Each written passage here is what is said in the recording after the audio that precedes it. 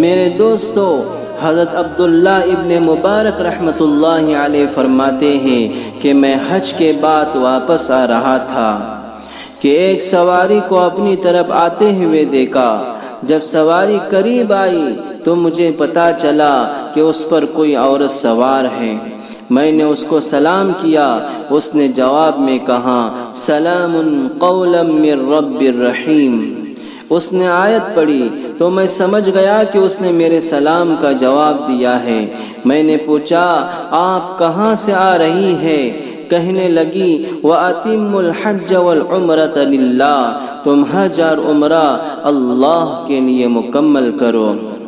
میں سمجھ گیا کہ یہ زیارت حرمین شریفین کے بعد آ رہی ہے۔ میں نے پوچھا یہاں کہاں سے آئی ہو؟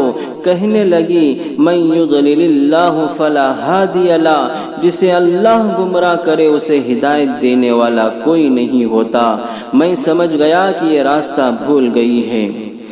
میرے اندازے میں وہ بوڑھی عورت تھی۔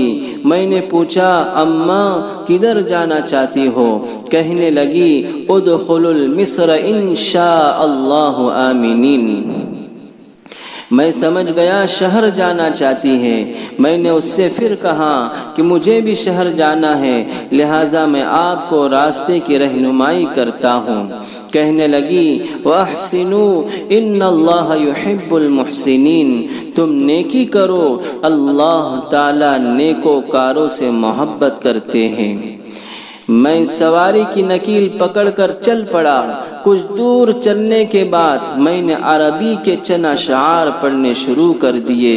وہ کہنے لگی فَقْرَؤُوا مَا تَيَسَّرَ مِنَ الْقُرْآنِ، پڑھو جو کچھ تمہارے لیے قرآن میں سے آسان کیا گیا۔ میں خاموش تو ہو گیا مگر سوچتا رہا کہ یہ عورت کون ہے۔ میں نے کچھ اس کے گھریلو تفصیل معلوم کرنا چاہی تو اس نے کہا لا تسألوا عن اشیاء ان تبد لکم تسؤکم۔ میں سمجھ گیا کہ گھریلو معاملات پر بات نہیں کرنا چاہتی۔ میں چلتا رہا یہاں تک کہ شہر کے قریب آ کر میں نے اس سے پوچھا شہر میں آپ نے کس سے ملنا ہے؟ کہنے لگی المال والبنون زینت الحیات الدنیا۔ میں سمجھ گیا اللہ نے اس کو مال اور بیٹے بھی عطا کیے۔ چنانچہ میں شہر میں داخل ہوا۔ مجھے قافلے والے ملے جو حج کرنے کے بعد واپس آئے تھے اور انہوں نے پڑاؤ ڈالا ہوا تھا۔ میں نے پوچھا کہ آپ کے بیٹوں کے نام کیا ہے؟ کہنے لگی ابراہیم و اسماعیل و اسحاق۔ میں سمجھ گیا کہ ان کے بیٹوں کے یہ نام ہیں۔ میں نے بلند آواز سے پکارا تو 3 بچے بڑے خوبصورت، بڑے علم و فضل والے، تر و تازہ چہرے والے بھاگتے ہوئے آئے۔ وہ پریشان تھے کہ ہماری امی کدھر رہ گئی۔ وہ امی کو قافلے میں تلاش کرتے پھرتے تھے۔ خیر جب آپس میں ملے تو بہت خوش ہوئے۔ میں نے سوچا اب میں اپنے گھر جاتا ہوں۔ اس وقت اس عورت نے پھر قرآن پاک کی آیت پڑھی وَيُطْعِمُونَ الطَّعَامَ عَلَى حُبِّهِ۔ بچوں کو اشارہ کیا کہ کچھ کھلاؤ۔ بچے فوراً کچھ پھل لے کر آئے۔ میں نے کھانے سے معذرت کی۔ اس نے پھر آیتیں پڑھی انما نطعمکم لوجہ اللہ، ہم تو اللہ کی رضا کے لیے آپ کو کھلاتے ہیں۔ میں بڑا حیران ہوا کہ یا خدایا یہ کیا معاملہ ہے؟ یہ عقیدہ مجھ سے حل نہیں ہو رہا ہے۔ میں نے کچھ پھل کھائے اور بچوں سے پوچھا کیا معاملہ ہے؟ جب سے آپ کی والدہ مجھ سے کلام کر رہی ہیں، میرے ہر بات کے جواب میں یہ قرآن پاک کی آیت پڑھ رہی ہے۔ وہ کہنے لگے ہاں یہ ہماری والدہ ماجدہ قرآن پاک کی حافظہ ہے اور حدیث کی عالمہ ہے۔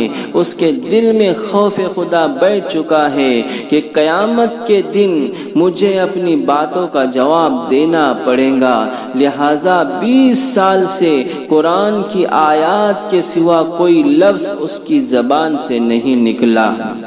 ان کے دل میں اتنی خشیت بھری ہوئی ہے کہ وہ چاہتی ہے کہ کل قیامت کے میدان میں جب میں میرے اللہ کے حضور میں حاضری ہو تو اس وقت میں میری زبان سے کوئی ایسے الفاظ نہ نکلے جس کی وجہ سے میرا اللہ مجھ سے ناراض ہو جائے۔ اس لیے 20 سال سے قرآن کے علاوہ فرمایا کہ کوئی لفظ نہیں نکالا۔ سبحان اللہ، خشیت الہی کا عجیب انداز دیکھیے کہ کلام الہی کے سوا کوئی ایک لفظ زبان سے نہیں نکلتا تھا۔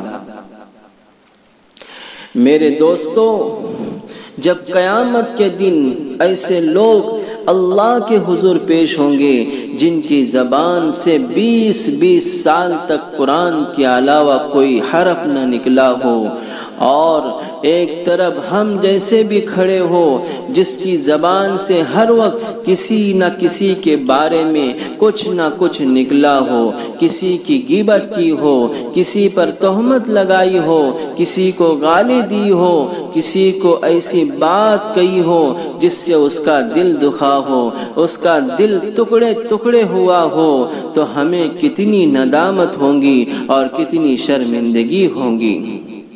اگر اللہ تعالیٰ نے ہم سے پوچھا کہ بتاؤ تم نے دنیا میں فلاں آدمی کو ذلیل کیوں کہا تھا، فلاں آدمی کو کمینہ کیوں کہا تھا، فلاں آدمی کو بے ایمان کیوں کہا تھا، فلاں آدمی پر تہمت کیوں لگائی تھی، فلاں آدمی کی غیبت کیوں کی تھی، تو ہم اس وقت میں اللہ کو کیا جواب دیں گے؟